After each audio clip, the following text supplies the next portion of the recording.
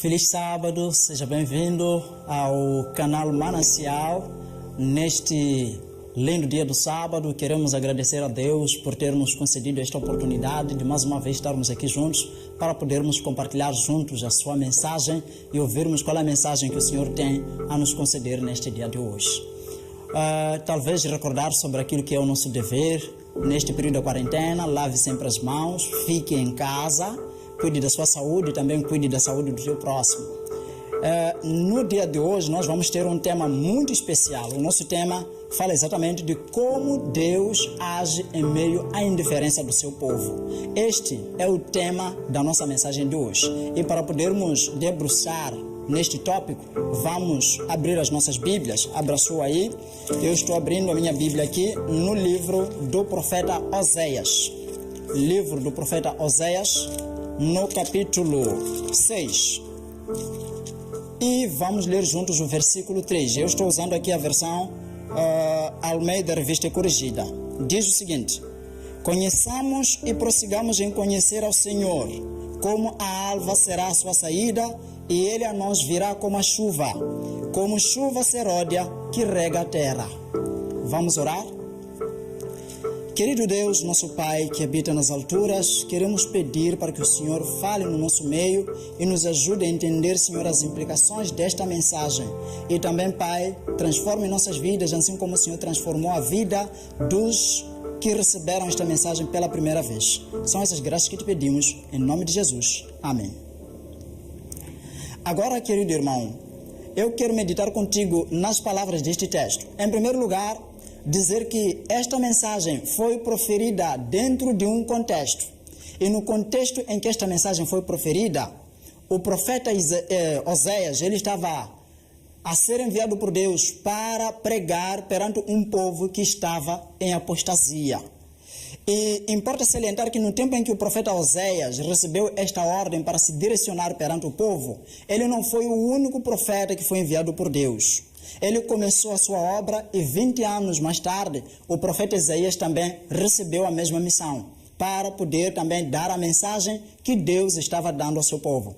E olha, existem muitas semelhanças na mensagem que o profeta Isaías falou e na mensagem que o profeta Oséias também direcionava. Uma pequena diferença é que o profeta Isaías pregava para o povo em Judá, enquanto que o profeta Oséias, a maior parte da sua missão, ele exercia para o povo de Israel no norte, em Samaria. Agora, o que é que estava a acontecer naqueles lugares? Olha, a história bíblica nos declara que desde o momento em que Deus conduziu o seu povo para a terra de Canaã, chegado que foi o povo em Canaã, então eles começaram a olhar para o estilo de vida dos cananeus. Em primeiro lugar, eles não destruíram todos os cananeus segundo a ordem de Deus, eles deixaram a eles permanecerem ainda nos seus locais, não conquistaram toda a terra de Canaã. E por conta disso, o que aconteceu foi que aquela geração que entrou na terra de Canaã, como não era a geração que viveu todos os milagres de Deus desde o Egito, ou que mesmo aqueles que viram aquilo ainda eram crianças, estavam ainda na idade de menos de 20 anos. Então, quando eles chegaram em Canaã, eles não haviam aprendido muito sobre aquilo que a geração antecessora havia visto da parte de Deus.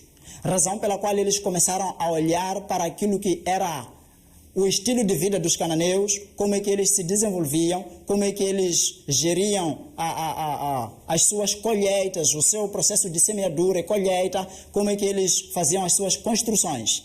Se o irmão estiver atento, há de notar que no momento em que Deus mandou os espias para irem espionar a terra, quando eles voltaram, deram um relatório até muito desanimador por parte daquilo que eles viram lá. Embora Deus havia lhes conduzido em toda a jornada, eles disseram que, olha, aquele povo ao qual nós estamos indo conquistar é um povo que vive numa cidade fortificada. Eles tiveram medo até das construções. Por que teriam medo das construções? Por uma única razão.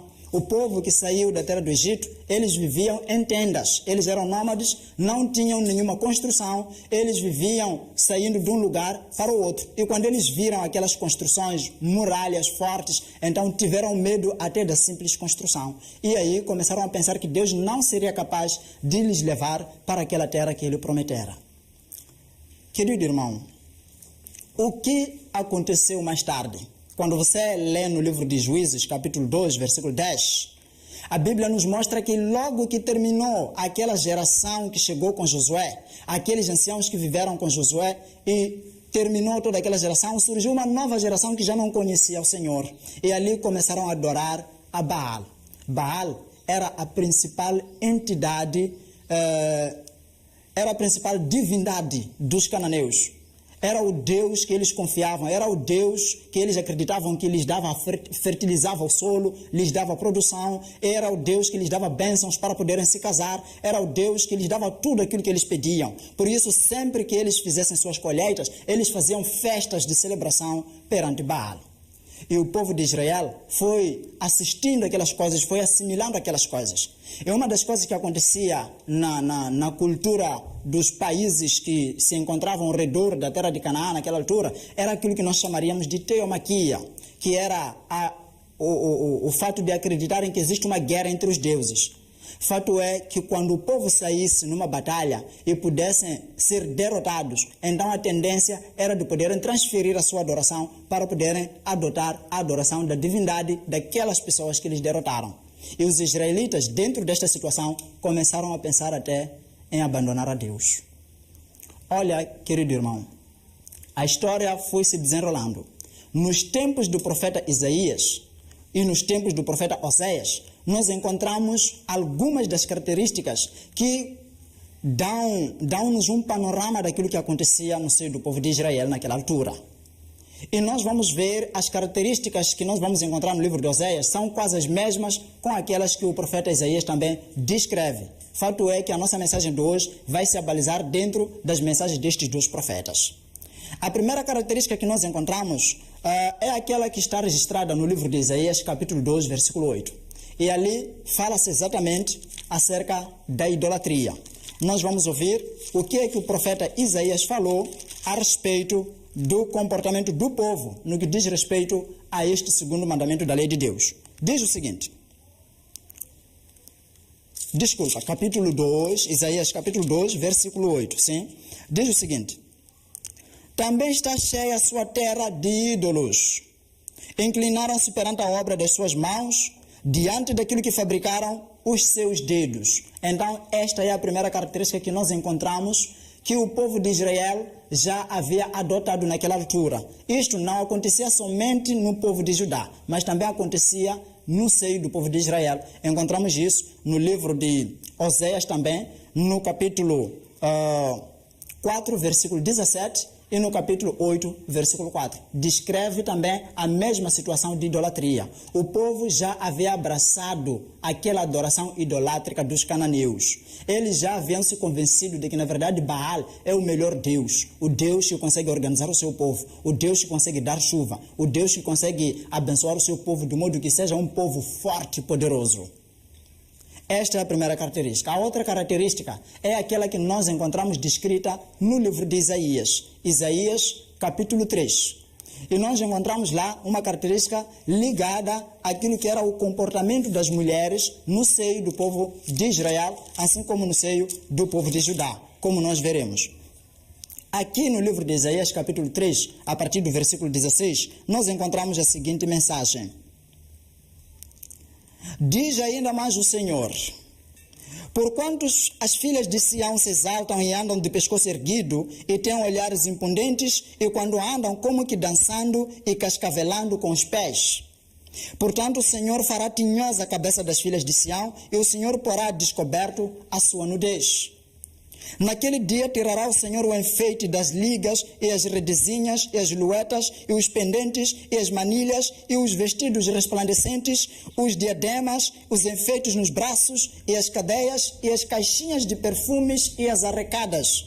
os anéis e as joias pendentes do nariz, os vestidos de festa, os mantos, as coifas, os alfinetes, os espelhos, as capinhas de linho finíssimas, e as tocas e os véus. E será que, no lugar de cheiro suave, haverá cheiro mau, e por cinto uma corda, e em lugar de escrepadura de cabelo, calvície, e em lugar de veste larga, cilício, e queimadura em lugar de formosura. Olha, nós estamos a encontrar aqui um cenário muito triste, mas que naquela altura era um cenário muito comum. Este comportamento aqui era o comportamento que demonstrava o povo que vivia na terra de Canaã. Era o comportamento dos cananeus. O que é que estava a acontecer em Canaã?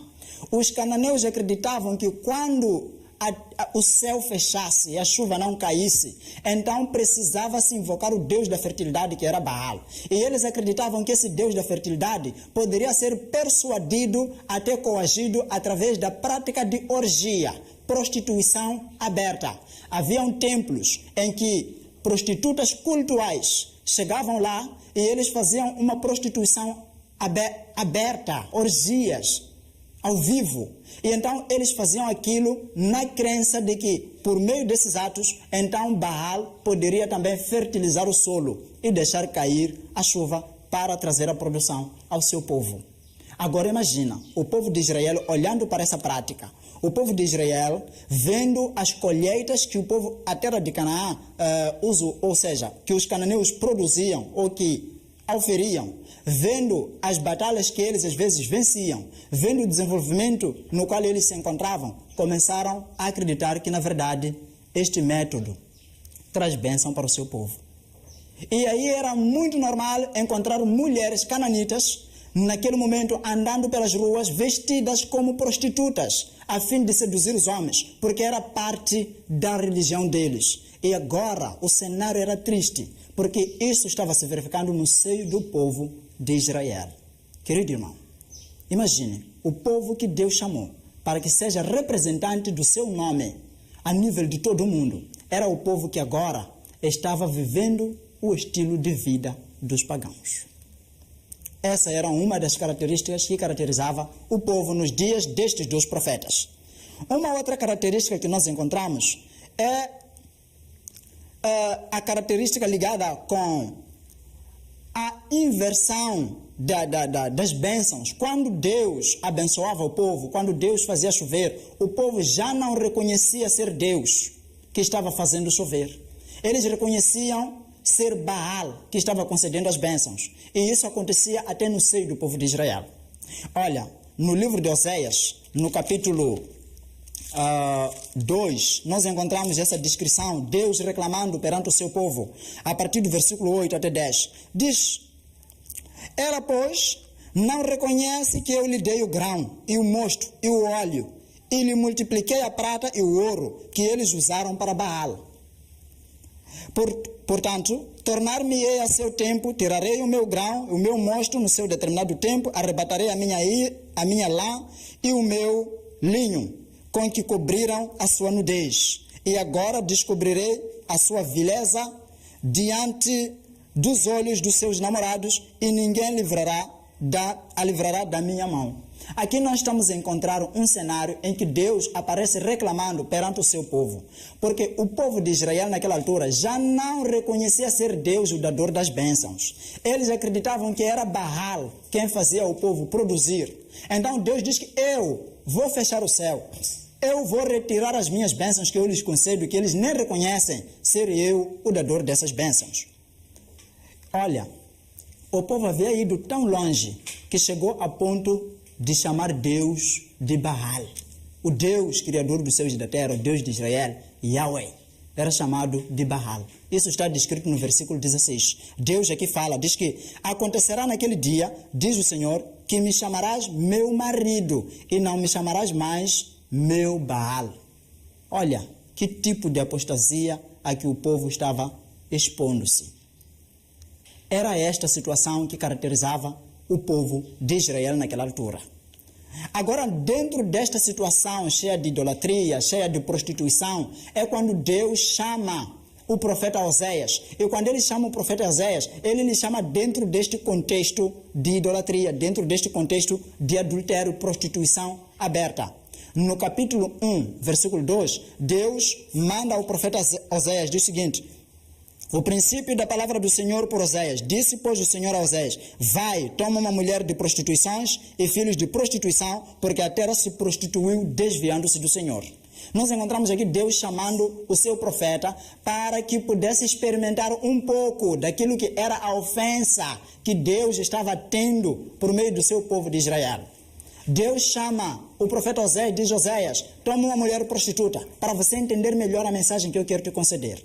E na verdade a Bíblia diz que a mulher tomada por Oséias era uma prostituta. Fato é que até ele abandonou, e por algumas vezes ele teve que lhe perseguir, e noutra vez teve que ir lhe comprar de novo no mercado de escravos. Depois de lhe usarem, se cansarem dela, e depois foram lhe vender no mercado de escravos.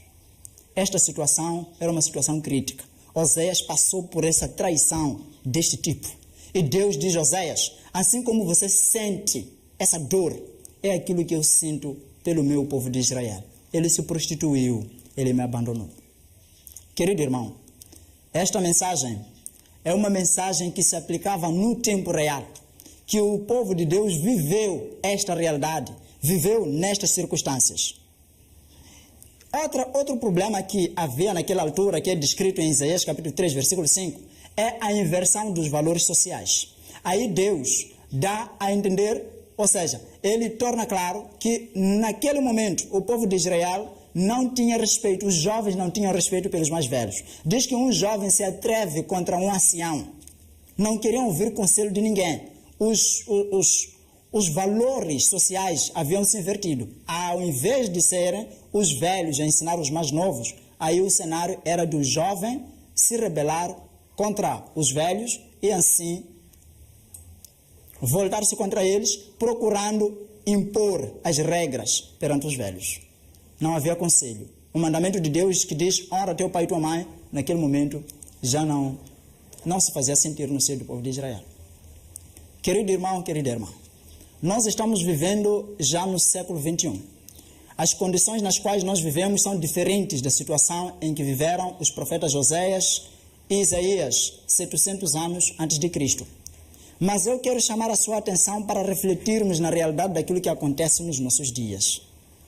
Segundo aquilo que nós sabemos da história, desde os anos de 1960, o mundo passou do seu estado para uma nova revolução. O mundo experimentou 5 grandes revoluções, levadas a cabo através do movimento do rock and roll e também dos Beatles. Talvez você não tenha essa informação. Olha, desde os anos de 1960, após a Guerra Civil Americana, os escravos que estavam nos Estados Unidos da América se subdividiram em 2 grupos. Haviam escravos espirituais que buscavam a Deus e haviam escravos que não buscavam a Deus e começaram a inventar hinos melancólicos que demonstravam sua melancolia, sua desaprovação a Deus, começaram a insultar a Deus e começaram a tirar a ideia da existência de Deus, alegando que se ele existisse, não permitiria que fossem levados como escravos. E no meio disso, começou a haver 5 grandes revoluções. Essas grandes revoluções mudaram o mundo do jeito como nós conseguimos ver agora. Tiveram grande influência que até nos nossos dias se faz sentir. A primeira revolução que houve foi a revolução sexual. O que é que esses Beatles, esse movimento do rock and roll, ensinava? Eles tentavam de todas as formas fazer as pessoas entender que não deve haver regras na relação entre as pessoas. Não há medidas de onde, como e com quem praticar relações sexuais. Isso aconteceu. E por meio deste movimento, desta revolução, começou a haver uma proliferação de movimentos homossexuais, começou a haver proliferação de movimentos ligados com orgias, prostituição, pornografias, sexo aberto e todo tipo de promiscuidade através dessa revolução. Os jovens foram ensinados cada vez mais a olhar para essa relação não como algo sagrado, mas a ser praticado do jeito que a pessoa quiser. Daí surgiram homossexuais, lésbicas, a prática da zoofilia, a prática da pedofilia, assim como necrofilia. As pessoas se deitam até com cadáveres. Olha, uma situação muito triste. E ao invés, além desta revolução sexual, houve a revolução das drogas, que eles faziam músicas, gravavam vídeos, fumando e dando a impressão de que esta é a melhor vida que a pessoa deve levar. E aí o mundo começou a recorrer para as drogas como solução e como fonte de felicidade.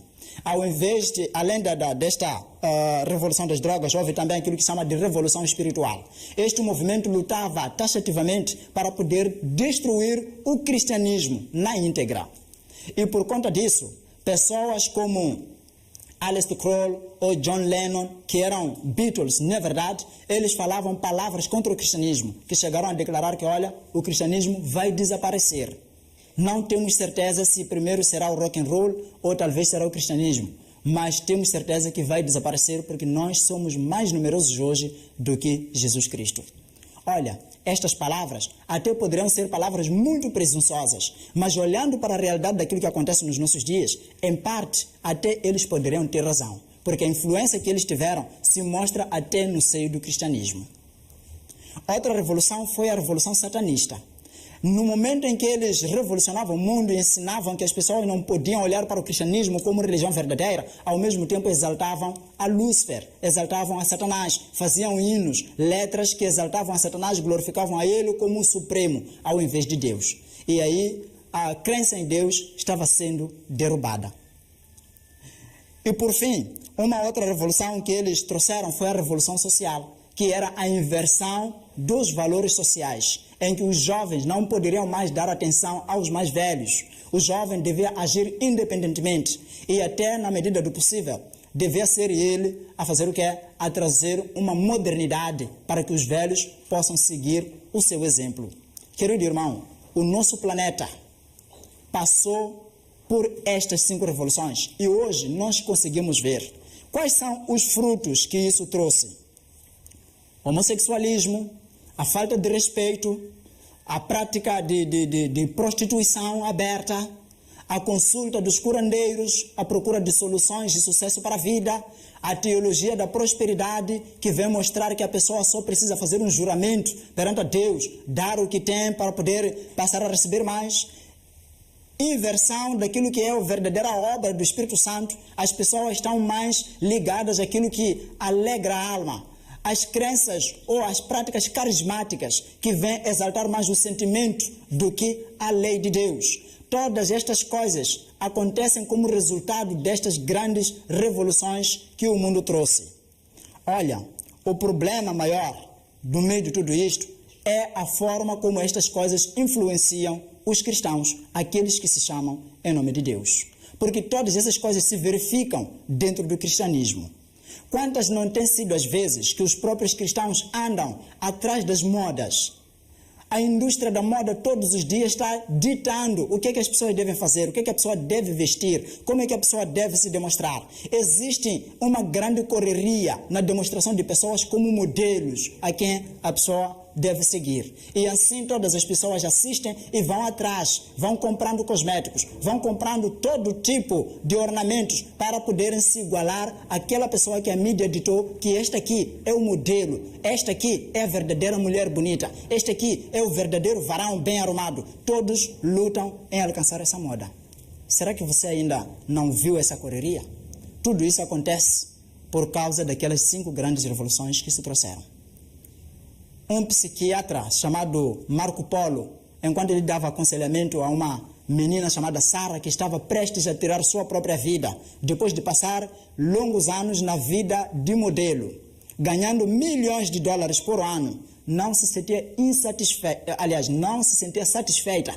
Ela já estava a ponto de tirar sua própria vida. A mãe, preocupada, depois de lhe achar na tentativa de se suicidar, levou a ela para Marco Polo. Marco Polo, durante o seu aconselhamento, conseguiu captar o coração dela e procurou saber o que estava a acontecer. Aquela menina se abriu e contou o cenário daquilo que acontece no mundo da moda.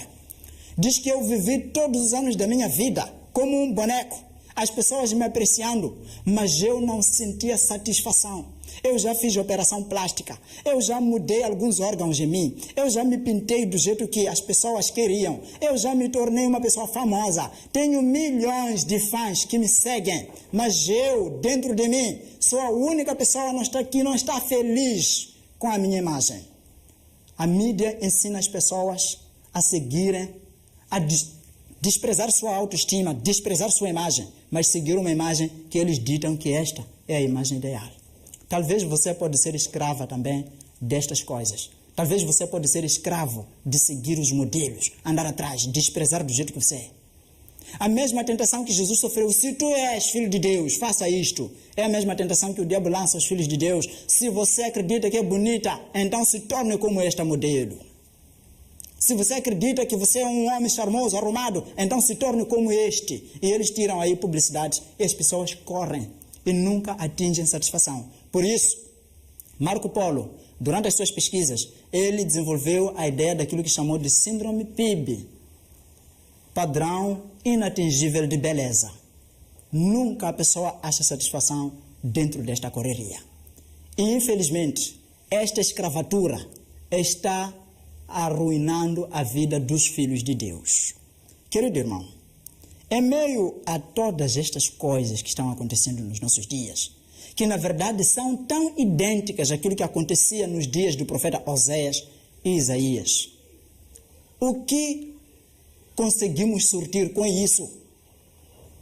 Quando nós vamos para a situação do tempo de Oséias, Deus olhou para o seu povo, viu que este povo é um povo que conhece a minha lei, ele vive assegurando os meus estatutos, mas eles deixaram os meus estatutos, eles decidiram abandonar-me, decidiram adorar a Baal em meu nome. E agora Deus toma uma decisão. Como agir com seu povo no meio de toda esta indiferença? Como faria Deus? Um povo que estava ali rejeitando do coração. E no livro de Oséias, capítulo 5, versículo 15, eu vou ler aqui até o versículo 3 do capítulo 6. Diz o seguinte: irei e voltarei para o meu lugar, até que se reconheçam culpados e busquem a minha face, estando eles angustiados, de madrugada me buscarão. 6, verso 1. Vinde e tornemos para o Senhor, porque Ele despedaçou e nos sarará, fez a ferida e a ligará. Depois de 2 dias nos dará vida, ao terceiro dia nos ressuscitará e viveremos diante dele. E o versículo 3. Conheçamos e prossigamos em conhecer ao Senhor, como a alva será a sua saída, e ele a nós virá como a chuva, como chuva seródia que rega a terra. Querido irmão, Deus, depois de olhar para aquela situação do seu povo, um povo apostatado, um povo que, conhecendo as suas leis, não queria se comprometer em segui-las. Então, Deus disse: olha, o que eu vou fazer é deixar este povo. E quando Deus deixa o seu povo a sua sorte, querido irmão, acontece o pior. O povo começa a passar mal das consequências dos seus atos. Em Romanos capítulo 1, versículo 22, nós encontramos lá Deus a dizer que, olha, já que o povo acha-se mais sábio, ele vai se tornar louco, eu vou lhes deixar, eles vão se gerir à maneira. E por conta disso, já que eles se tornam sábios e preferem seguir a criatura do que o Criador, então vai acontecer que serão entregues às suas paixões. Os homens vão se deitar entre si, as mulheres também vão se deitar entre si. Todas essas coisas nós vemos acontecer no nosso mundo, em consequência da transgressão da lei de Deus. Agora Deus aqui estava dizendo: eu vou lhes deixar. E quando eu for a lhes deixar, eles vão passar as consequências disso. Eles vão passar as consequências do abandono. E depois deles passarem as consequências do abandono e sentir a falta, dentro de si cairão e poderão pensar: olha, vamos voltar para Deus. Ele vai nos sarar, Ele vai nos ressuscitar. Nós vamos ver a Ele chegar a nós. Ele se fará presente como chuva, na forma de chuva seródia que rega a terra. Queridos, essa ideia de chuva seródia, o povo de Israel sempre usou para se referir ao momento de grandes reavivamentos da história. O povo de Israel já havia sido um povo escolhido, um povo famoso no meio de todas aquelas nações por causa das conquistas que Deus lhes concedia. E na base dessas conquistas, Ele permitia que as nações pudessem conhecer a sua divindade e a sua superioridade acima de todos os deuses que eram adorados. Mas naquela altura o povo de Israel já havia se depravado, havia abandonado aquilo que era a adoração verdadeira a Deus. E por conta disso Deus diz que eu vou lhes deixar. Depois eles vão repensar. Depois de repensar, então eles voltarão a me precisar e pedirão para que eu possa de novo lhes reavivar na forma de chuva seródia. A chuva seródia era a chuva que caía, era o nome que se dava à chuva que caía, que preparava os cereais para a colheita. Mas havia também a chuva temporânea, que era a chuva que preparava o solo e ajudava na germinação e crescimento dos cereais. Essas chuvas eram as duas principais chuvas que caíam para amadurecer, ou seja, para garantir boa colheita. E o povo de Israel usava essas chuvas na forma dos momentos em que Deus reavivava o seu povo. Eles já haviam sido uma nação próspera e eles já estavam a pedir para que Deus pudesse voltar para eles. No momento do fim, em que eles esperavam a chegada do Messias, pediam o reavivamento de novo, na forma agora não de chuva temporal, mas na forma de chuva seródia.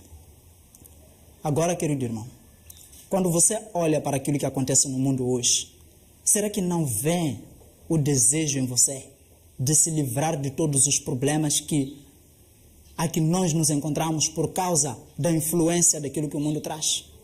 Talvez estou falando aqui para uma pessoa que está sofrendo de drogas, consumo de drogas. Você não está conseguindo vencer. Você já fumou tanto, você já bebeu tanto, você já injetou no seu corpo, você já viveu uma vida de droga. Já te levou para a cadeia. Aquilo já te levou a ser uma pessoa detestável perante outras pessoas. Talvez estou falando aqui para uma pessoa que sofre com vícios de prostituição.